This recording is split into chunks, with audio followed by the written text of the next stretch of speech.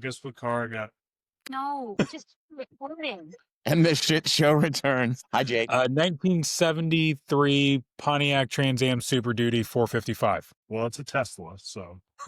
He got I an saw it ugly in your story ass the other day. Cybertruck. I was going to say, he got the Cybertruck. It's so hideous, but him and Pearl are so proud of themselves. Did you change the lock to like a fart or something? Yep. Yes. Hell and Henry yeah. thinks it's hilarious. Hell yeah. It only has one giant fucking wiper blade. Just one. Yeah. Pretty cool. It's so... What is that? It's a hideous car. I'm not riding it. I'm on the same page as you, Kaylee. I think the Cybertruck is an abomination. So, for those of you joining us, welcome back. To the shit show. Yes, that was Jake, who is Kaylee's husband, who you can't see. Never met that guy in my life. That's actually probably, could that be the best kind of marriage? I mean, I feel like, yeah. And it feels very like medieval-y. It's like par for the course. Fucking, oh, look at us on a Thursday. Oof. Yeah, no lawn crew in the background. No, it's like, it's peaceful. My dogs haven't been barking for like fucking 4 hours straight because there's noise outside. I'm like, oh, wow. This is what it was like. And I don't even have kids. I shouldn't be annoyed, should I? Ugh, yeah, I can't put kids in the crate. So I know, it's so unfortunate. Hang on, there's a difference though of can't versus shouldn't. Can't implies like you physically are incapable of doing it. That's true. Shouldn't is like there's morals or laws around like why you shouldn't do that. I was going just more based on legality.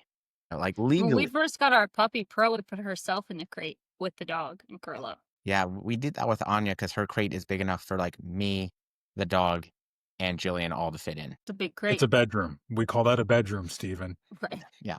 So, are we ever going to get on topic today? No. So, what I was thinking, because I was having a conversation, I ran into one of my old clients who's also a coach, has been a coach for a long time, and I used to coach them back, I think when I was still in school. And we were talking about this idea of like holistic health and what that means and how that works and what's a coach's role in that. Because I don't know if you guys agree or not, but I feel like it's kind of morphed into something that I don't think it was ever supposed to be, or that I don't think it necessarily should be. And for me, I see it as a lot of fucking grift, like a lot. Yeah. Yeah. It's like people preying on, people's insecurities and their maybe health issues and things that they're not the people to fix, let's quote here. They don't, even if they were, I can't think of the word, competent, they're not qualified, right? Which is a huge thing. And so maybe we start with this, a competent versus qualifications, because a lot of the things in like the health, wellness, I think vibe are like people with true conditions. Like they've gone to the doctor, they've been diagnosed, and then having somebody who is not licensed in any way, shape, or form by your state, legally speaking, not able to treat, diagnose, or to do things with that. And I think this is one that I know I see very often happening in the industry overall. And maybe it's not just bodybuilding. I don't think it is. But it's kind of rampant where we have a lot of people that have no formal education, which can you learn things without formal education? Fuck yeah, you can. Absolutely. But you still need to have a reputable source and thing. Unfortunately, I think there's so many people just selling courses and all the rest of this shit where it's like, cool, you have a certification. Well, unfortunately, certifications in the fitness industry are actually, they're worth about as much as toilet paper. I'd argue less. Like I've been through COVID. I remember how much toilet paper was worth. It was worth a lot. I can't use that single ply stuff, man. Yeah, I think, Stephen, I think a lot of this starts because I think people have a personal health thing. They go to a physician or clinic and get it solved, and then they think, how can I sell this to everyone? Because it reminds me because I have Hashimoto's. I could, market, hey, I've got it. I can help you on how to, fix it or do this, that. But like, I'm not a physician. I don't even want to put myself in a place to be doing it. Now, can I say like, hey, this is recommended, like, they recommend with Hashimoto's that maybe, gluten and dairy, but it's very person dependent. Like I eat both of those things and don't have a flare up. So, but some people can't. So I think that it starts with somebody has something they go through, a gut issue or a thyroid issue or whatever it is. They go, and it reminds me the same as when somebody does one show and now they're a bodybuilding coach. People mistake personal experience for education and qualification. Yeah, I love that you bring that up because similarly, right? A couple of years ago, I was diagnosed with diverticulitis, had a hell of a gnarly flare up.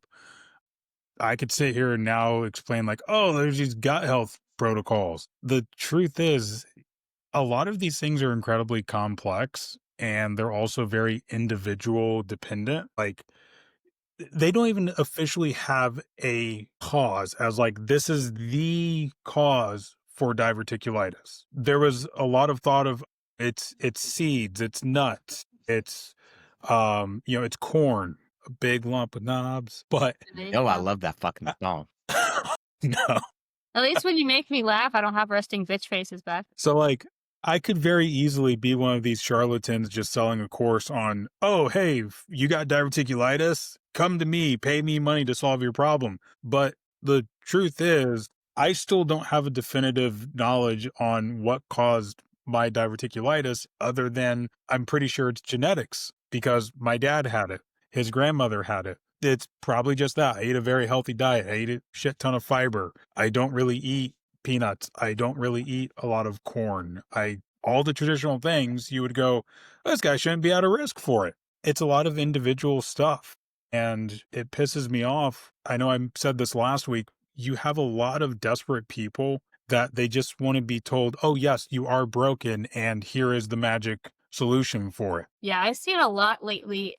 This has been all females, but they'll have like a picture of their face that looks like swollen or inflamed. And look at me now. How did I get here? By my gut health protocol, which is wild to me that your first, and I know that it's a marketing thing. Like when I see it, I know that, but but before anyone even thinks about paying somebody for like gut health, I just say gut health because that one, I just see that a lot on the internet. But like, what's their sleep like? What's their current nutritional intake like? Not what are their macros, what are your foods look like? Are you having a lot of processed foods? Because you'd be surprised how a vast majority of people, if you went to all whole foods for a week, you're probably going to see a drop in some inflammation just naturally from eating, healthier foods and more fiber and those types of things.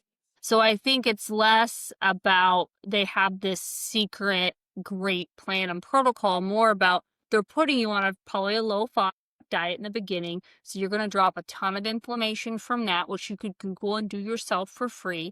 Because I went through a lot of gut issues. I think we talked about this in an episode where I paid somebody, they had me do this gut testing thing, whatever. Long story short, I end up on a supplement that then made me have bleeding in my stomach lining, that then I had to get a colonoscopy and all this shit storm of things where there was nothing wrong with me to begin with. But because they went to try to fix something that wasn't wrong, it then caused me issues in turn. And just so everybody's aware, typically the shitstorm becomes before the actual colonoscopy. That's the prep. Yes. Yes. I don't think you actually poop during colonoscopy, but I'm unsure because I was asleep. There's no, the whole idea is that they get all the poo-poo out of there. Yeah, that clear jug of liquid The really does that magnesium. trick. Yeah, and so I think there's kind of this line, and this is the hard part, because if I'm selling you something or I'm diagnosing you something, like I'm preying on your fears, like that should already be a kind of a red flag. And like, okay, here, look at this. Like, I'm the magician. What's going on in this hand? No, don't worry about this hand. It's over here. Blink, blink, blink, blink, blink. It's the other hand. It's my assistant. It's whatever, right?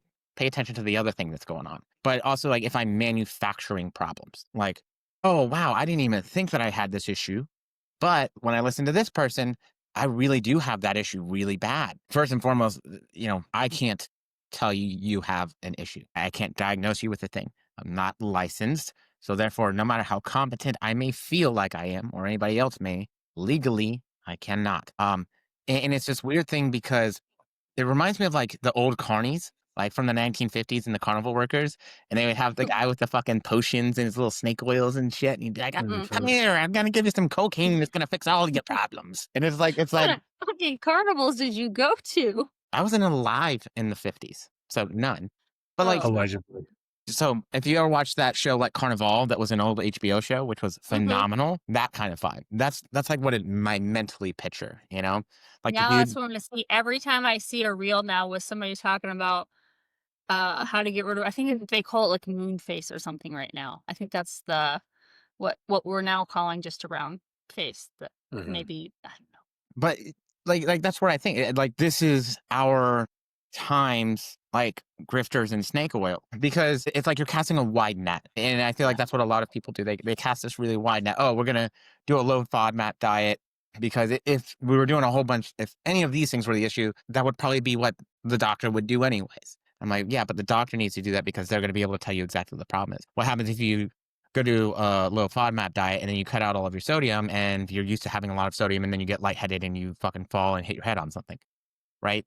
So, and that sounds stupid, but fucking that's happened to somebody, right? They were on Yeah. a prep diet and they fell and they hit their head and they never woke up. So it's this idea that if I cast a wide net, I'll fucking catch something. And yeah, so, oh yeah, but look, this fixed that. And so, Kaylee, your story, it it sucks. Like it's not a good story. It's not like happy, but it was it a great really, learning experience. yeah, but it gets the point across of like for most people, they probably wouldn't have had that negative reaction to whatever supplement or whatever, the same that you did. So at the end of the day, worst case scenario, they're probably the same, but high likelihood that we're going to get some semblance of placebo effect. And don't get me wrong, placebo effect's an effect. I'm cool with it. But at the same point, it's like, I'm not paying somebody for a placebo effect. That's not why I go to the Yeah, doctor, so that I can believe that I'm going to get better. Right.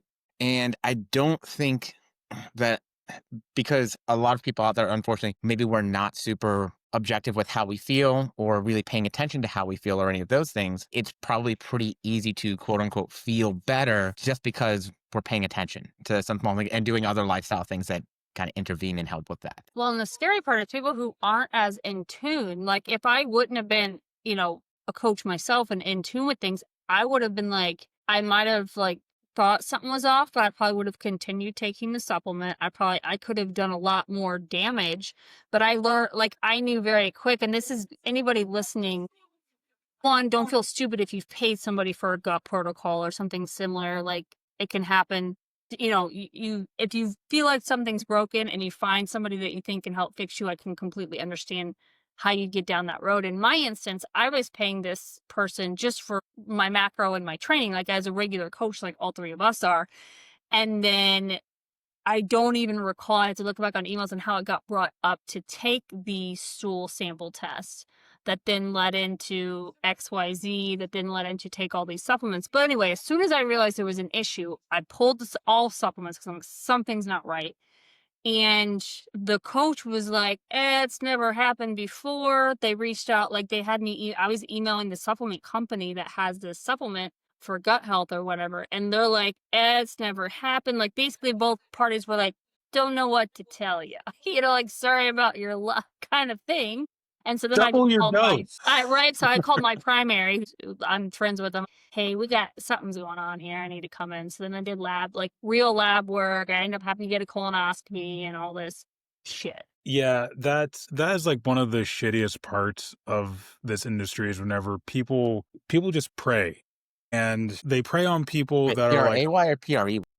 Or "Hey, even not pray, but they come up with ways, and in my mind now, they came up with a way to get more money out of me. I paid no, for the labs through the link that coach sent, and then I paid for the supplements, had a discount code. Like, it was just a backdoor fucking money grab that I fell for because I genuinely thought they were just trying to like touch all the bases. right." And I think that's my thing. I don't think that sales is inherently a bad thing. I get that people need to sell things, but it's whenever you sell something without integrity behind it, without morals, without some degree of ethics, that there's a problem. Because whenever you take somebody that, okay, your health matters to you, and you hear that from someone and all you see in that person is dollar signs, you're a bit of a massive piece of shit.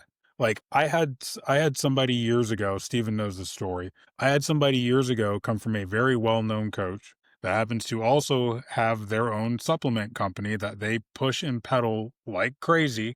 I also believe they have their own clinics now too. Not surprised. Yeah. This was somebody you were coaching No, or no coached by? names.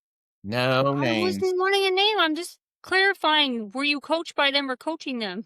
This was an individual that came to me from that person. And whenever they went over how much they were spending, because whenever the topic finally comes, like every coaching call, usually it's the last awkward question of how much. And I was like, I gave my price at the time, and they were like, okay, but what about supplements? What about my lab work? And I'm like, whoa, first of all, if you're eating whole foods, you probably don't really need that many supplements. If there's something that's going on like energy, libido, skin quality, let's tag in an appropriate medical professional that can order lab works and can actually look at, see your charts, also see not just your acute today blood work, but look at your historical blood work, Yes. because you might have something that the lab ranges show it's a little bit off, but historically it could just always be off because that might just be your genetics. They're like, but It I'm not reminds me of required to like spend X amount of supplements. I'm like, fuck no. that's kind of reminds me of like when I was doing cardiac rehab stuff and work and like interning there. Some people just had crazy low blood pressure.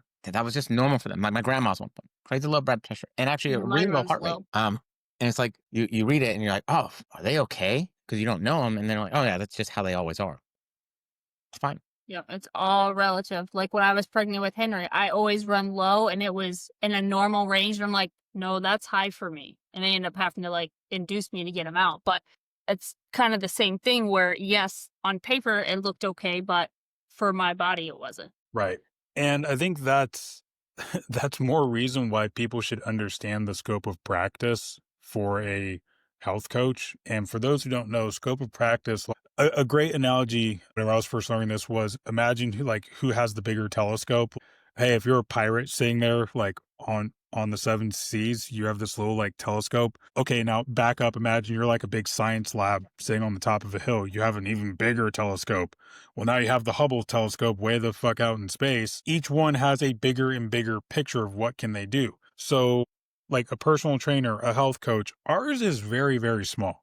Look, if a person is a certified personal trainer, their scope is what is your exercise, what's your movement, like improve your flexibility, improve your posture. Sure, they can do those things. But a personal trainer's scope might stop there and they might not be qualified to even give you any diet advice. So then you could look into like a health coach where typically we do have some type of certification at least or education on nutrition, on dietetics, understanding energy balance, understanding macronutrient ranges for hey, what's healthy for fats. Oh, hey, fat shouldn't get to 20. What the hell? You should have somebody that knows this stuff.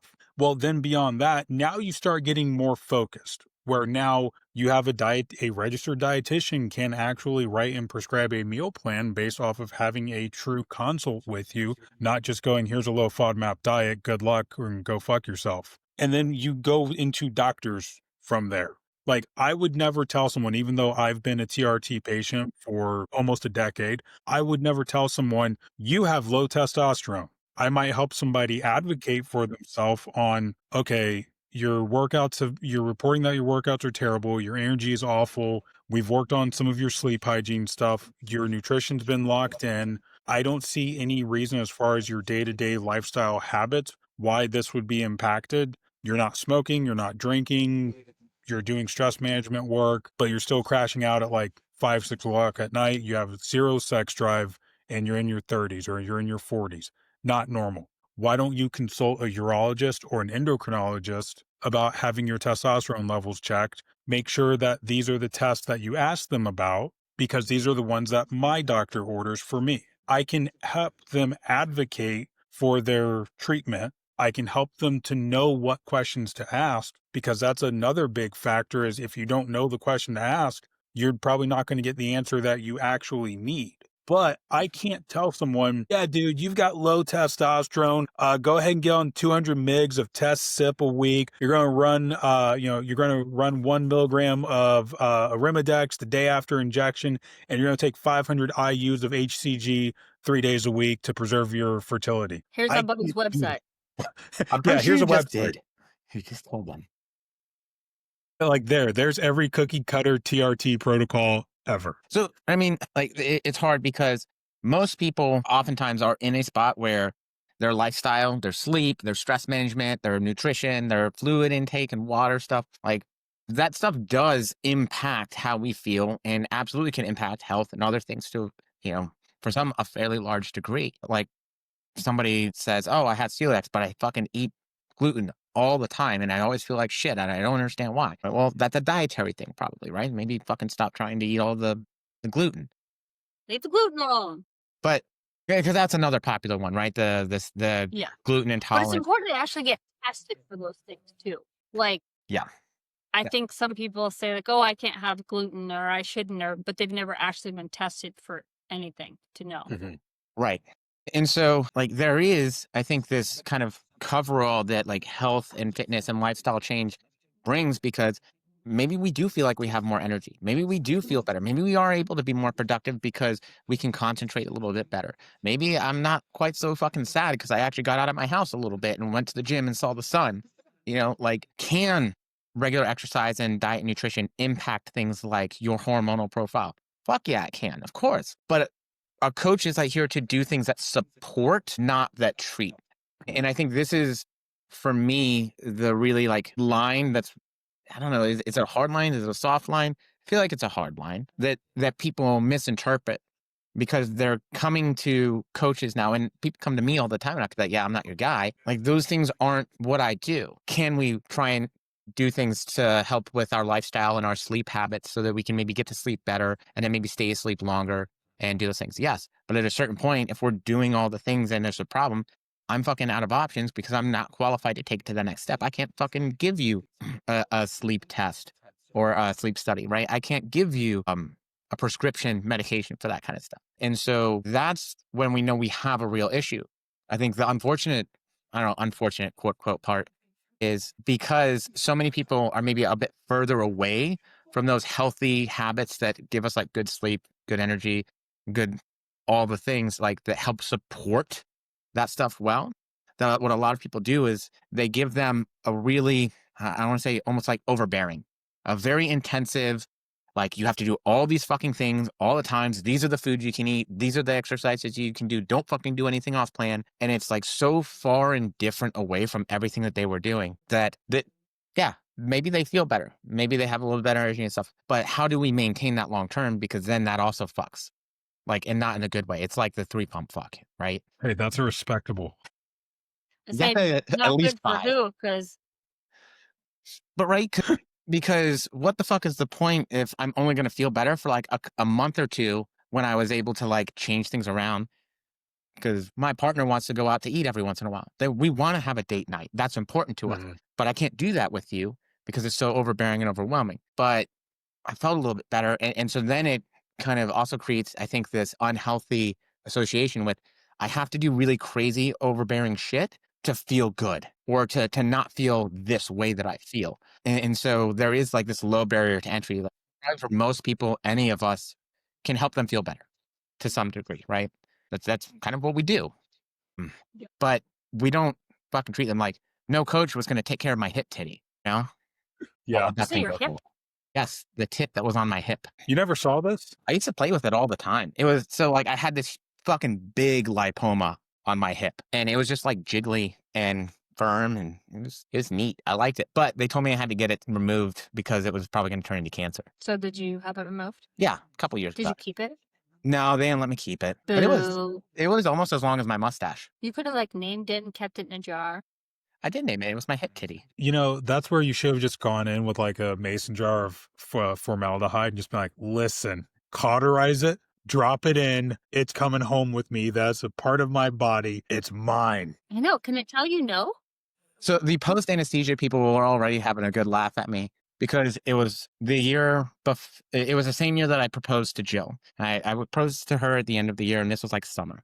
And so I was really worried that I was going to go under anesthesia and then fucking let it slip when she came to pick me up or when she was like getting me out. Oh. So I was talking to the nurse and telling him, I was like, don't fucking let me do it. Don't let me do it. So I remember waking up and I was all anesthesia-y And there was a bunch of sweet, nice things that I said to her, apparently, that I'm not going to repeat. But they were all laughing because Jillian didn't actually close the curtain all the way.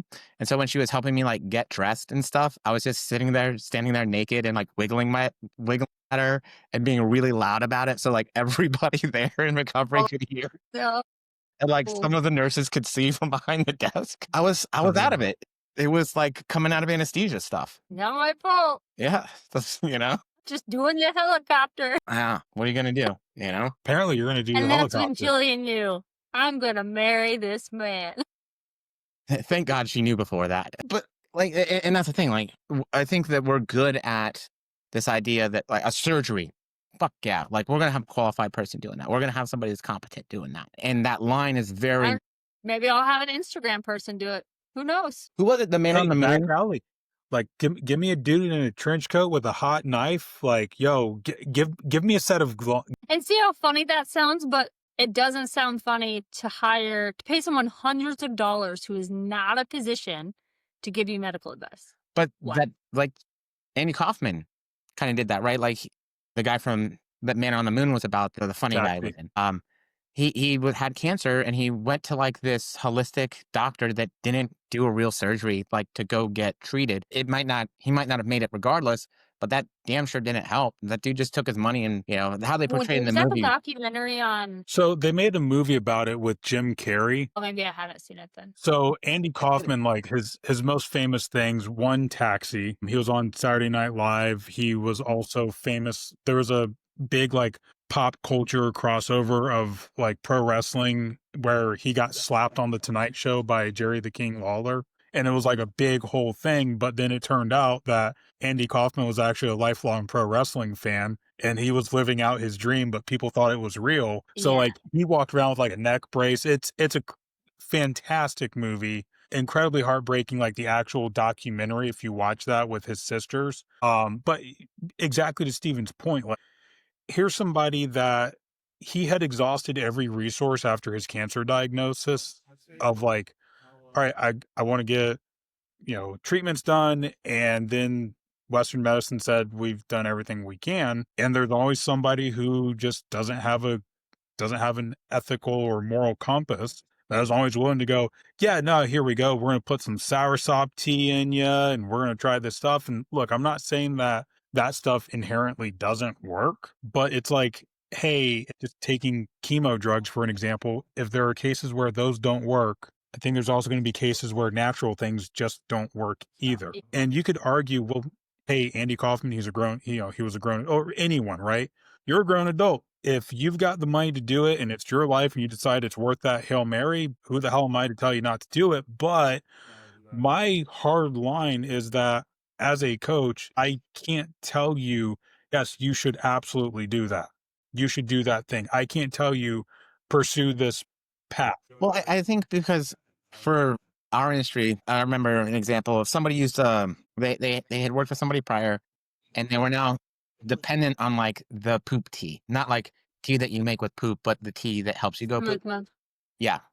And they now could not poop without it because they were using it so much that now if they didn't take it, they would just be constipated until they finally took it again. And I think this is the big thing because our job is normally to figure out the life coaching stuff and, the habits, prep for stage, whatever. Sure. Yes, those things too. But even with competitors, we're still doing a lot of habit forming, reinforcement, changing beliefs and reframing and those kind of things. It's not just like, here's your macros and here's the fucking workout, like go have fun. But that stuff is supposed to be making life better. It's supposed to be an overall improvement.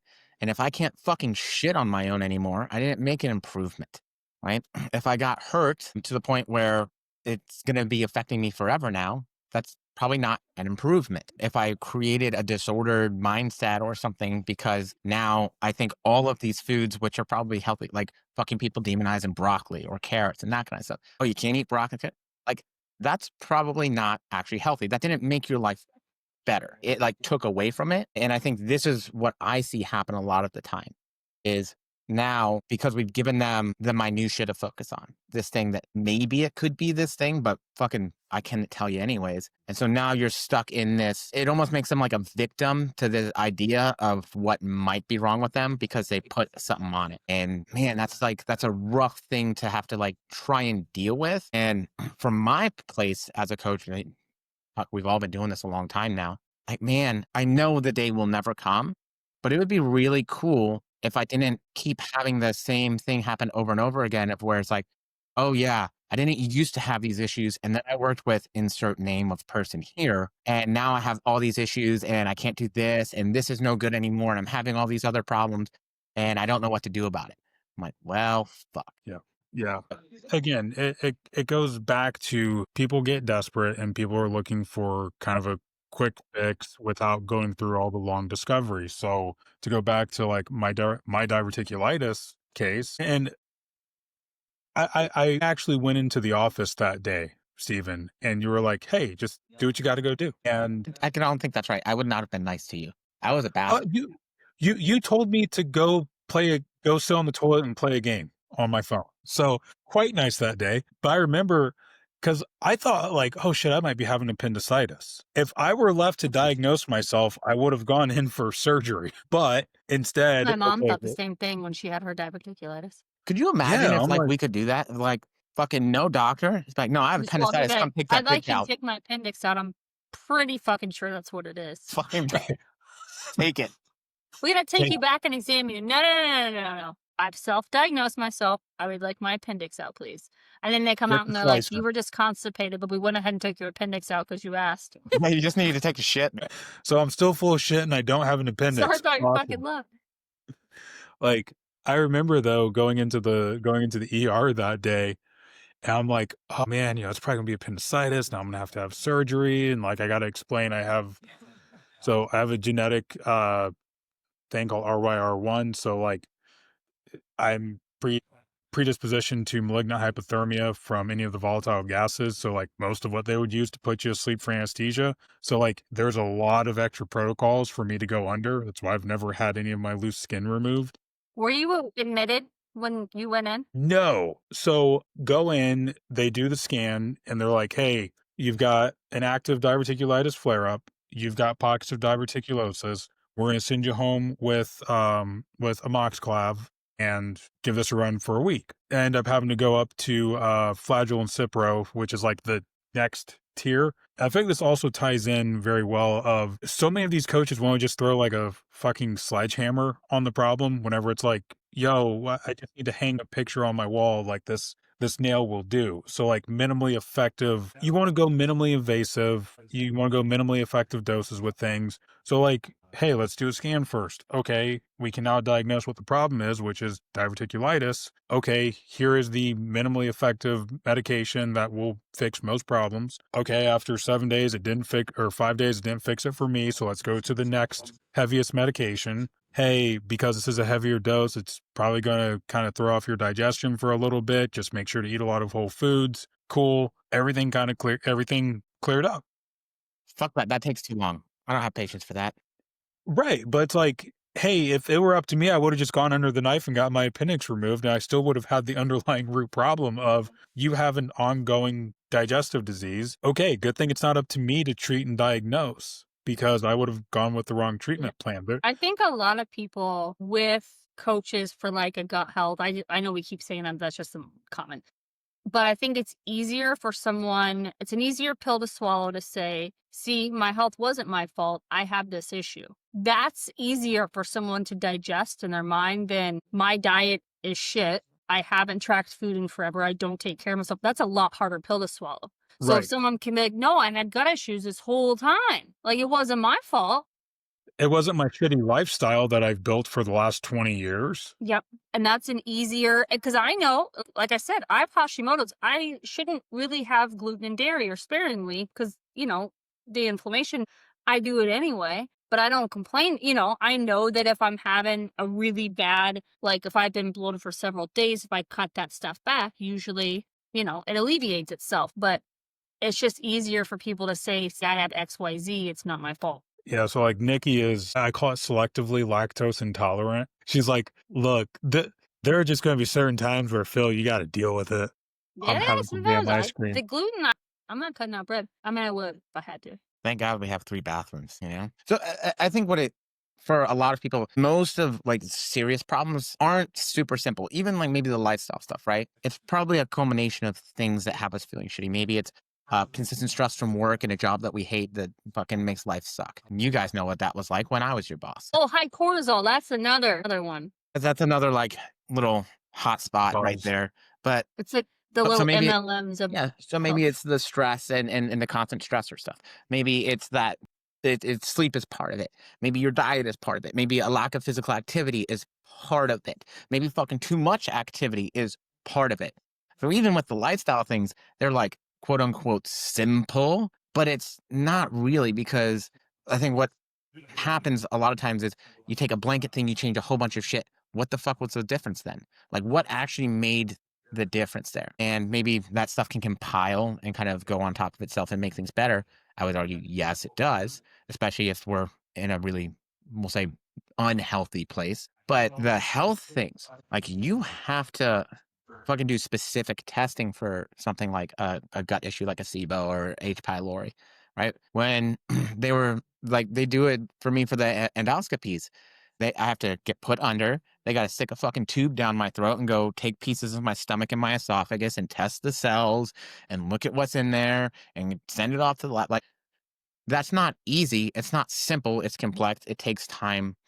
And I also think that with kind of how society has become, the quick answer just for somehow for a lot of people, I feel like it feels like it's the right answer because things are supposed to come quickly. And so going through the fucking litany of testing for some things or trying to find the right doctor that you feel like actually listens to you or lets you have an open dialogue and ask questions and like that stuff, it takes time. So it can't fucking be the right thing because everything that I'm told now from what I see fucking constantly on my little shit box that I hold in my hand all the time and look at and tells me I'm not good enough, tells me that shit should be really fucking fast all the time.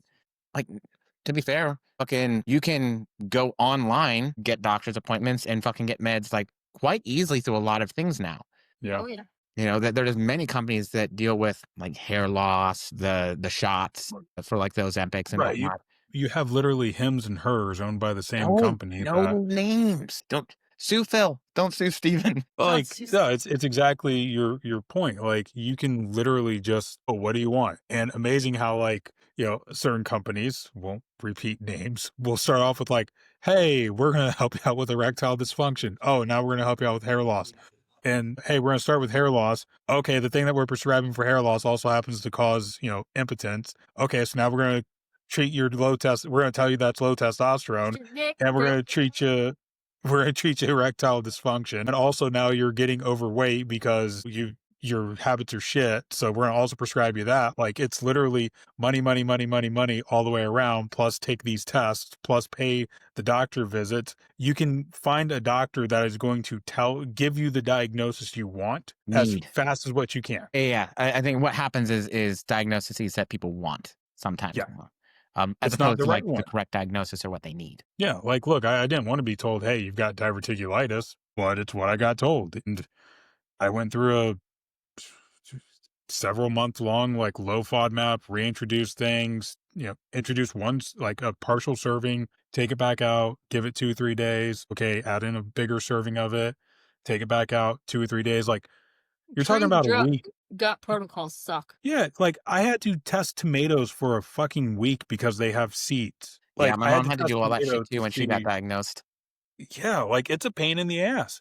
And it's not just like you gotta do it with strawberries, you gotta do it with tomatoes, you gotta do it with nuts, with corn, like literally all these different foods that's like, well, this might be a trigger food. Okay, well, then you find out it could be stress. So then do I have actual healthy stress management? Okay, well, it could just be genetic. And it's like months of going through and being super strict and super adherent on it. And at the end of the day, sometimes the frustrating part as somebody that this is on my diagnosis history is doctors will just look at you and go, we've done the test, we've done the colonoscopy, we've done the diet approaches, and it's just your genetics, we guess. You could have your genes, you could go to a geneticist and see, but we don't even have an actual tests to really run to confirm it. Yeah. So what am I going to do? Spend more money? Like I'm good. Well, if you've hit your max out of pocket for the year, you're good. But here's the thing, like gut health science, GI science is still emerging. It's still fairly new in the grand scheme of things. And so there's still many things like, dude, we don't understand, I think, all of genetics. We don't really understand all of like how muscle grows, like what exactly is it does it or makes it grow best, because those things change from person to person. And I mean, let's be real, nobody's looking at your fucking cell biology while you're training and doing things. Like the best they can do is I thought biopsy you stuff in were. between, those kind of things. Like, so there's still so much we don't understand. We like to think that we're so fucking smart as a species, but there's still so much left to learn that we just don't. We don't have the answers yet. And, You and know, well, maybe that answer comes. Like they just Huntington's, right? They just treated the first Huntington's patients recently. That's fucking awesome. But yeah. that just happened. Like, You know what's crazy is we look back at like people from 500 years ago and we have this superiority complex of like, oh, we're so much smarter than them, and it's like, well, they did the same thing with people 500 years ahead of them. They're like, oh, look at these, borderline Neanderthals practically walking around. They don't know to put leeches on them to cure themselves of the runny nose they have. Well, in 500 years from now, people are going to look back at us and go, man, those people were stupid as hell. they're going to be like us being like, they did cocaine to get the ghosts out of their blood. Like, yeah. Or they're gonna be like, they trusted all those pharmaceutical companies. Idiots. So, and Right. side note, like the pharmaceutical companies have fucking, or at least have had very fucking strict protocols for how they have to do all of their study design and everything else. I know everybody likes to, and I'm not saying that there aren't times where you can't poo poo the fact that, okay, hey, I'm funding a study and it says something that I like or that goes well for me. But like supplement companies would fund protein studies in the lab when we were there. You know why? Because they wanted studies to validate what they were telling you so that they could say, look, it's backed. We call that funding bias. Yeah. And so guess what? It didn't always come out that their shit did what they wanted it to or something. And so some of those studies just fucking fall off and they never get talked about. But someone has to fucking pay for those studies because those clinical trials are super crazy expensive. And so again, we can dislike it all we want, but that's the reality of it because it's either that or you get fucking none. Yeah. And that's a problem too. Just like the 100-gram protein study, right? Where everybody was talking about that not too long ago. And I thought it was funny.